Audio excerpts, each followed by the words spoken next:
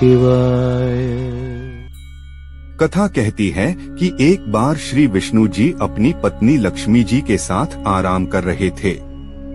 तभी ब्रह्मा जी वहां पहुंचे और विष्णु जी को पुत्र कहकर पुकारा और कहा, पुत्र उठो, मैं तुम्हारा ईश्वर तुम्हारे सामने खड़ा हूँ। यह सुनकर विष्णु जी को क्रोध आ गया। फिर भी शांत रहते हुए वे बोले, पुत्र तुम्हारा कल्याण हो, कहो अपने पिता के पास कैसे आना हुआ। यह सुनकर ब्रह्मा जी कहने लगे, मैं तुम्हारा रक्षक हूँ, सारे जगत का पितामह हूँ, सारा जगत मुझ में निवास करता है। विष्णु जी बोले, तू मेरी नाभि कमल से प्रकट होकर मुझसे ऐसी बातें कर रहा है। इस प्रकार दोनों में विवाद होने लगा। दोनों एक दूसरे का वध करने को तैयार हो गए। यह देख के देवताओं में हलचल मच गई।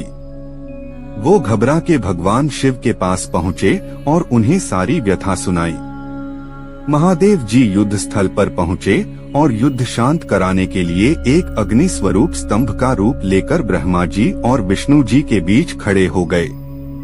महाअग्नि के प्रकट होते ही दोनों शांत हो गए और उस स्तंभ को देखने लगे। दोनों ने स्तंभ का अंत पता लगाने के बारे में सोचा और तय हुआ कि जो भी इस स्तंभ के अंत तक पहले पहुंच जाएगा वो ही श्रेष्ठ होगा। भगवान विष्णु ने शूकर रूप धारण किया और उसको देखने के लिए धरती की ओर चल दिए। ब्रह्मा जी हंस का रूप धारण करके ऊपर की ओर चल दिए। बहुत नीचे जाने पर भी विष्णु जी को स्तंभ का अंत नहीं मिला। ब्रह्मा जी आकाश में जाते गए पर उन्हें उसका अंत नहीं मिला। काफी प्रयत्न करने के बाद दोनों वापस आ गए। आकाश में ब्रह्मा जी को केतकी का फूल मिला।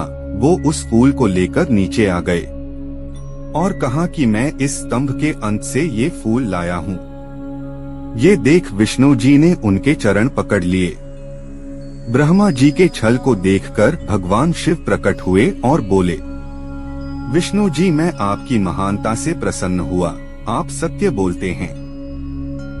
महादेव जी ब्रह्मा जी के छल पर अत्यंत क्रोधित हुए।